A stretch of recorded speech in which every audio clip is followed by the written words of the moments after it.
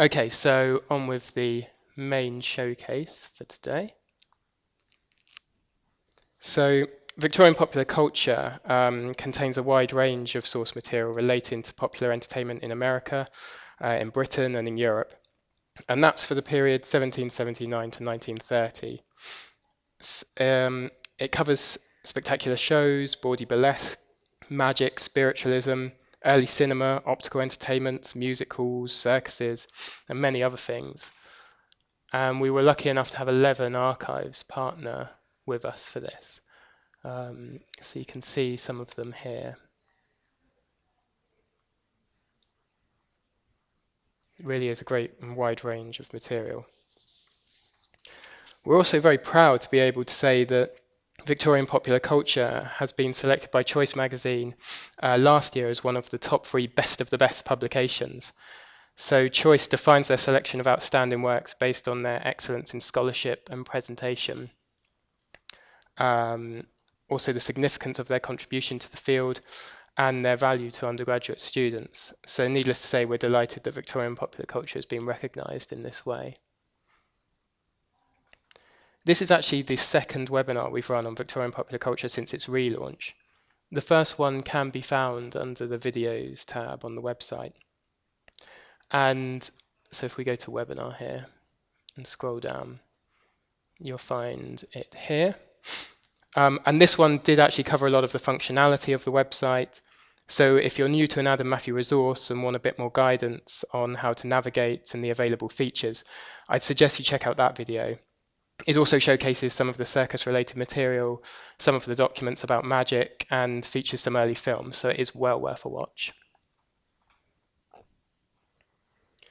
Now, because the basics have been covered in that webinar, I'll move over them fairly quickly today, and we'll focus much more on some of the documents available in the site and the archives that house them.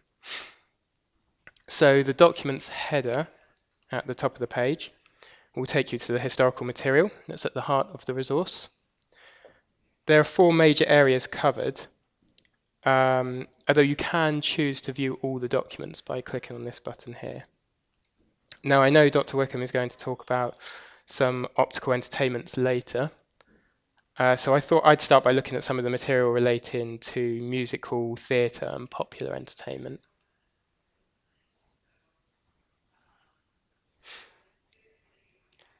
So here we have the list of documents for this area of the resource.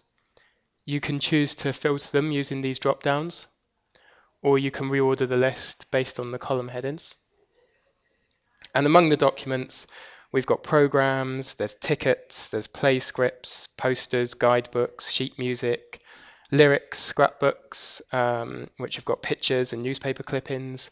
There's advertisements, and there's also a fair number of pantomime scripts. You can see we've got quite a few here for Aladdin.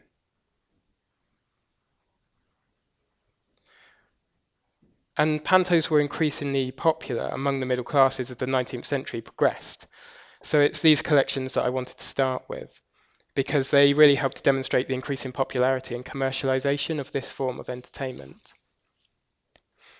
So one of the things that we can do with all these scripts of, for example, Aladdin, is see how the performance has changed over time. And this often helps to illuminate contemporary concerns or interests. So, for example, here we have a 1988 version of Aladdin. And this one has the enemy of the eponymous hero leaving his native China with the princess captive to visit the World's Fair in Paris.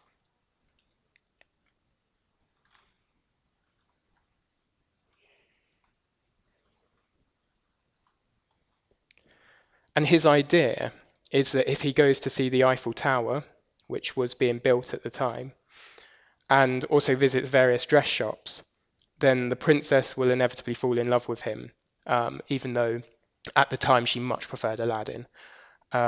Spoiler alert, it doesn't work. Aladdin turns up and the princess is rescued. And the range of locations used across all the different versions of Aladdin is also impressive.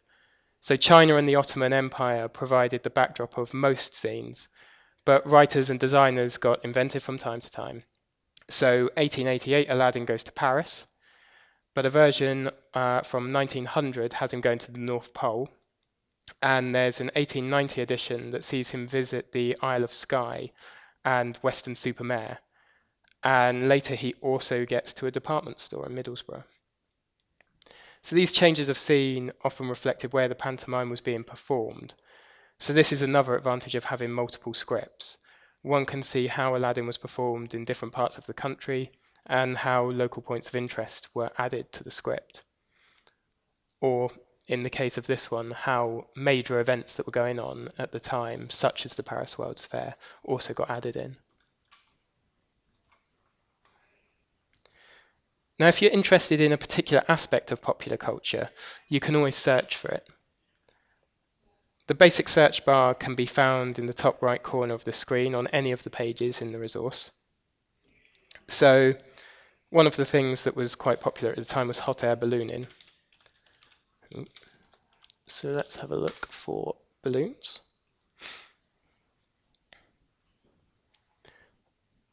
Because seeing people take to the air was obviously quite a spectacle, and it also fed the interest people had in new science and technology as well. Now, I mentioned earlier that the document list, which is here, can be reordered according to the column headings. So, for example, we can click on the date column, and our search results will be listed by date. And what this does is allows you to see the range of the period covered in the resource. So there is good material on the Georgian period in here as well as the Victorian. The other thing that you can do is filter by a particular document type. So say you're interested in scrapbooks that people put together on ballooning.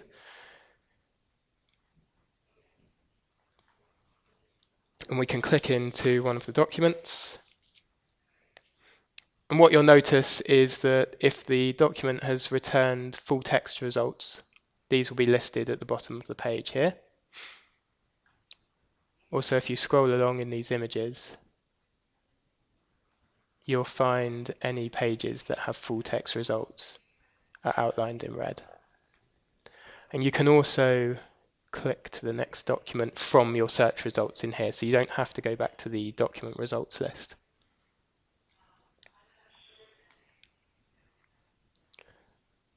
So on this occasion, we haven't got any full text hits, but you'll see that there's been a hit for balloons in the metadata, which has been highlighted.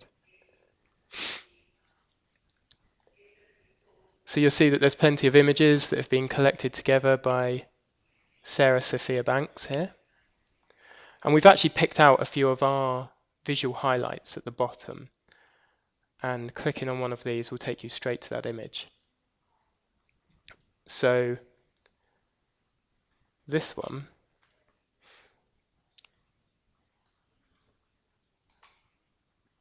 which I really like, is one of Vincenzo Lunardi taking off at the artillery ground of the Honourable Artillery Company in London. This was on the 15th of September 1784. You can see that quite a few crowds gathered. And he also gave a demonstration of how his hot air balloon worked. And by being able to go full screen on these images and zoom in, you can really pull out the detail of them.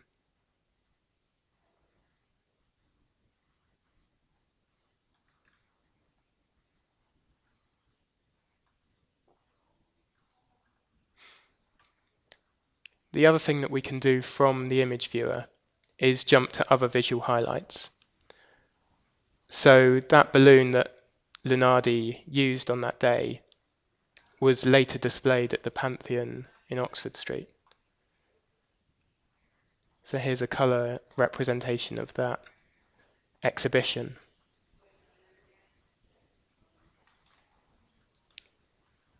And just one more from these collections. Let's have a look at Mr. Lunardi's new balloon. Okay, very patriotic, this one. So this was actually from a year later. And this is a picture of Lunardi ascending in his balloon on the 13th of May 1785. Now, public opinion was pretty mixed on Lunardi's feats. Many enjoyed the spectacle, so we saw the crowds earlier, but some people remained sceptical about the practical applications of ballooning in communications and transport. At times there was even criticism for the obsession of the public with such frivolities as ballooning.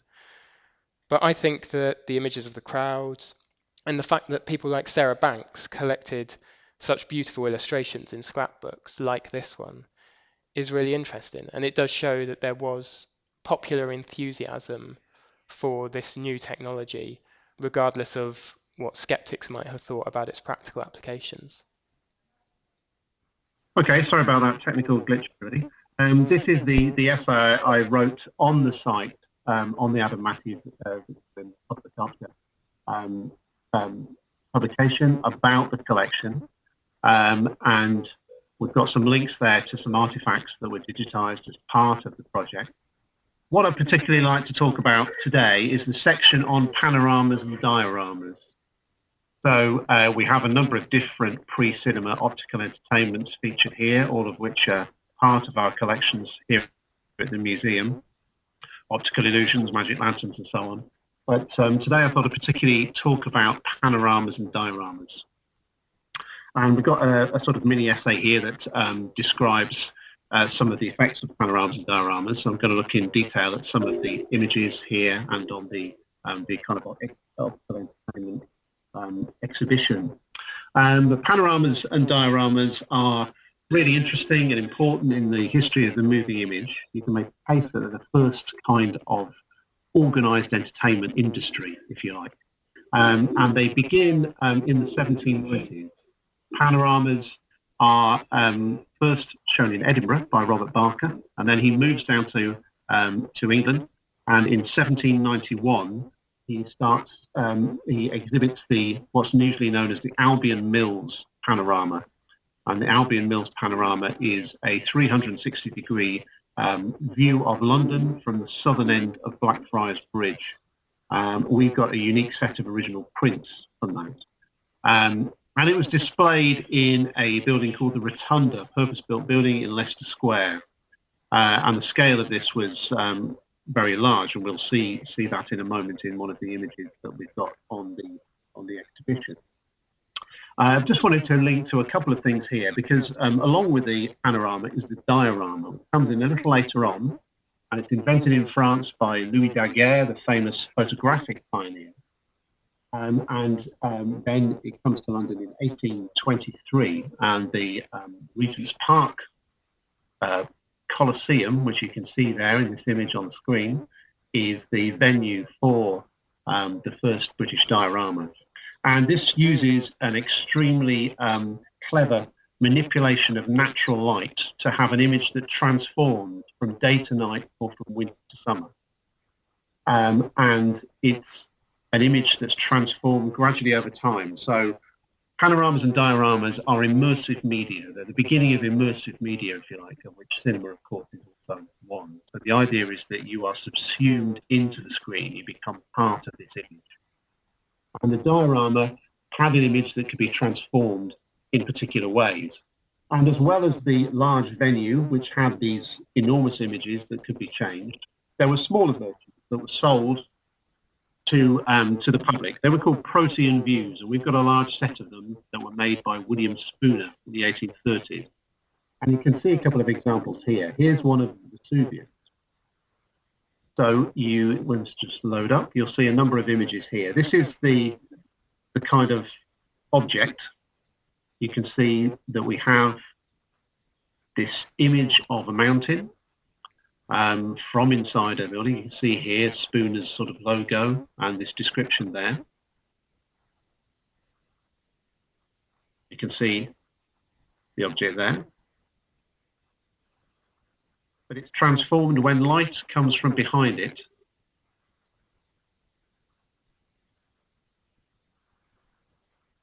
It becomes this. Now the volcano is erupting and it's bathed in light. And this is made through having basically a form of tracing paper with a second image on the back of the picture. which is only becomes visible when it's lit from behind. And we have several on display here at the museum. But they mimic the effect in the proper diorama, which was an enormous canvas in a building. And the manipulation of natural light to gain those effects is quite extraordinary. Really, panoramas and dioramas are the beginning of globalization. They were a kind of upscale entertainment, largely for fairly well-heeled audiences, but they had the function of bringing the world to you, which many pre-cinema bits of entertainment do. So you would bring an image from another place or a new way of looking at your own place, such as Albion Mills, and then you would be kind of stunned by the grandeur of this kind of image. They would often be images of recent events. So one of the most successful was also by Barker, and it was of the Battle of Waterloo in just after the battle in 1815. A very large image was put in of the battle into the rotunda, where people who'd heard about the great victory but only read about it in newspapers could get some sense and some experience of it being there. And this ran for a number of years and was an enormously popular attraction. We've got a number of things from the events, so handbills, guides, all those kinds of things that were produced for sale to those visitors that went to see it. And the Waterloo experience was something that people now felt that they were part of. And in many ways, panoramas were bringing new experiences to people, different parts of the world, events that people had not participated in, and giving a sense that you were somehow a player within these kind of happenings. This is the case for many pre-cinema entertainments, whether it's magic lanterns, optical illusions, stereoscopes in later years. They are making you aware of lives other than those that you live, and they play a very important role in developing the modern world in that kind of way. You can see some sense of how the panoramas and so on were advertised through the handbills.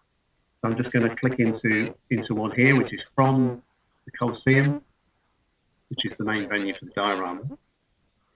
And you can see here, the Colosseum is showing here a panorama of London, which is it's a dioramic view of London itself, but also showing a number of different views. So you also have the Swiss cottage, which gave its name to the area of London, of that name in the end, as well as a number of other images. I mean, a number of famous painters, such as John Martin or David Roberts, created panoramas as well. I'm just going to turn now to the Optical Entertainments exhibition. And if you clicking into panoramas and dioramas, going to look in detail at some of these images. This first one, for example, shows that cross-section of the rotunda. And this is the one I mentioned earlier about Albion Mills. The upper image here shows the Albion Mills panorama. And this is a view of London from the southern end of Blackfriars Bridge. You get a sense of the scale there. So it's with 10 times life size, probably. And this other image, which is of the fleet in harbour, is even larger. So you get a sense of the scale of those kind of things there. Number 3 is very interesting as well. So towards the middle part of the 19th century, the panoramas seemed to be waning somewhat in popularity. You couldn't change them very easily. They were quite expensive, and they weren't always the easiest thing to go and see. But they had a little revival through showmen such as Albert Smith. And Albert Smith is most famous for his show about the ascent of Mont Blanc. So he was a raconteur and showman. He would appear on stage in front of the panoramic images and tell the story about how he's climbed Mont Blanc. And he did similarly popular ones about the overland route to India and about going to China. So again, very much bringing the world to the citizens of London, if you like. And you notice this was shown at the Egyptian Hall in Piccadilly, which is a very important venue for pre and early cinema. Later became the venue run by Maskelyne and Cook, the famous magicians who also did lots of early cinema shows. You can also see in number 4 what happens to the panorama later. So when it became less feasible to have one huge image in a permanent structure, as you know, they're quite quickly saturated with people who want to see it, there becomes a new way of showing panoramas by having them maybe smaller, more portable, different sections that could go around the country.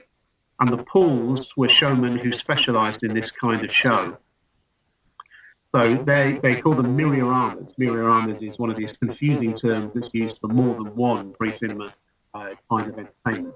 They're used for different pictures that form endless landscape. But it's a euphemism here for a panorama. So the myrioramas were shown, and they would, you see here, trips abroad with various kind of, national racial types that indicate the global scope of the pools' shows, which went around the British provinces. And the pools kept working right until the beginning of the First World War. So we also have some images of their show about the Titanic in 1913, the year after the ship sank, where they were showing these pictures of the ship sinking after it's hitting the iceberg. So they were always showing topical events, and they were trying to, again, create this kind of global reach, if you like, to feel that the Victorian and early Edwardian public were always kind of in control of the world around them. And you can see this even more in this strangely topical one here. This is Hamilton's Voyage Around the World. And this is a show in Nottingham in 1881, which covers the war then going on in Afghanistan. So, of course, nothing changes there. You see it's a picture of the Kabul massacre. Like a lot of pre-cinema entertainments, panoramas often show things that might seem surprising to contemporary audience. They often show kind of grisly current events. They can often be quite graphic. I mean, when you look at stereoscopes, they're often quite graphic images you're surprised to see in entertainment media. You'll also see they have a number of different ones. So you have these battle scenes from Afghanistan. It's rather sort of spuriously Afghan figure. You also see images of London as it is. You also see patriotic images of the fleet, and then Gibraltar and Malta and the island of Cyprus. So this is a moving panoramas that will go around a range of different venues. You get the impression of this voyage around the world, everything from current events to kind of beauty spots and travel. So you can see a whole range of different images here. These are moving panoramas, a whole range of panoramic toys, all sorts of different things there that we've got in the gallery. So we have a whole range of different things for our different kinds of that are featured in the Victorian popular culture kind of module on moving images. Yeah, so we've got a whole range of material there. Hi Ben, is there anything you'd like to add at this point? No, that was brilliant. Thanks very much for that. Yeah, some really interesting documents, and yeah, it's great to see some of the visual material. I'll have a look at the chat box now for any questions. So there is a question about citations in the resource, which Alex has actually already answered. Okay. There is a way to export citations to RefWorks, EndNote, or Zotero. Okay. So if anybody has any other questions and wants to add them in, you can do so now. But otherwise, Phil, I think we can say thanks very much for that. And